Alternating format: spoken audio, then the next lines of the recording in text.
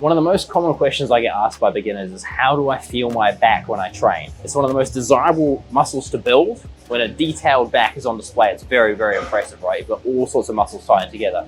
But how do you actually feel it when you train? Because there's a lot of emphasis placed on mind to muscle connection, getting the most out of your workouts. But if you can't feel your back working, is it even being trained? Today we're going to go over some techniques as to how to feel it and make sure you're actually getting the most out of your workouts. Let's do it. One of the biggest differentiating factors between someone that feels their back and develops their back is the way they train. And when I say that, I'm talking specifically about form. See, back is a muscle group where you can kind of muscle your way through a lot of exercises. Maybe you can't handle the weight, but because your back is so strong and it's got so many muscles tied together, you can kind of brute force your way through workouts without specifically training the area of your back you're supposed to. So I want to break down what form should look like right now. As with most muscle groups, you're going to get the most, wiggle back a little bit, you're going to get the most out of your exercises if you're doing full range of motion with a nice squeeze at the top of the movement and a big stretch at the bottom. So look at how I'm doing this row. Right now my back is completely stretched, my lats are fully elongated, and then if I were to do a rep, I'm contracting, I'm squeezing my lats together, then I slowly lower the weight back down. I'm not doing this, which I very easily could do. I could up the weight a lot and do that, but I put the weight slightly lower to make sure I'm getting a nice controlled stretch into a squeeze, and I'm almost pausing at the top of the movement. Have a look at what this looks like from the side so you can see the full stretch followed by the contraction. So we take the weight, let it stretch us all the way forward. You see my lats completely stretched. Then we contract, squeeze back.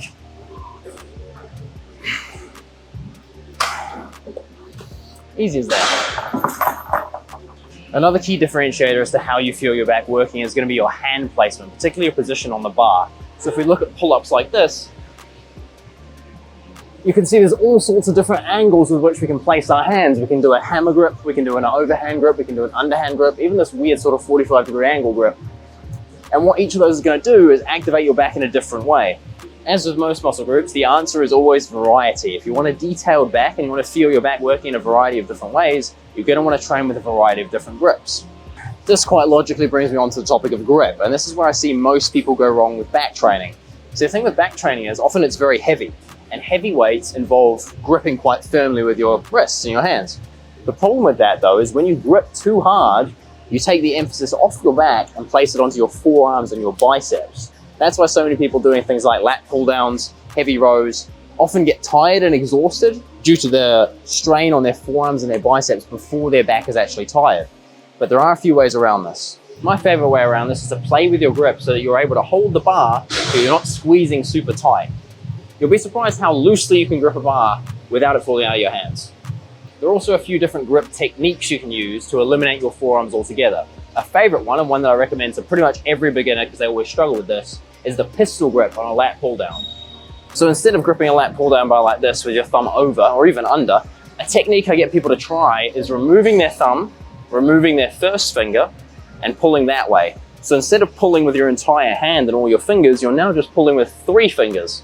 What this does is eliminates a large portion of your bicep and your forearm from the movement. So it's going to feel like just your lats are pulling. Another tip for the lat pull down specifically is to focus on your elbow placement. I see a lot of people doing some big swings and letting their elbows flail around all over the place. In reality, your elbows should be in quite a controlled position. I like to tuck them slightly forward.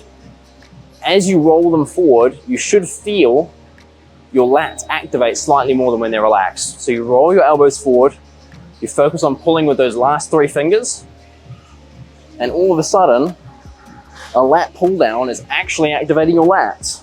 Important thing to note with this and with all back movements, when you start to actually go for the back contraction and feel the back working, you're probably gonna have to lower the weight slightly. So you're gonna have to keep that ego in check, but I promise you it's worth it. And there you have it, a few quick tips that have helped me feel my back and helped me train my back more effectively over the years. Give these a try and let me know what you think. And if you want more videos like this where I'm actually in the gym talking you through things, sometimes it's a bit easier to learn that way if you're a visual learner, let me know. Subscribe, I've got a lot more coming. I will see you in the next one.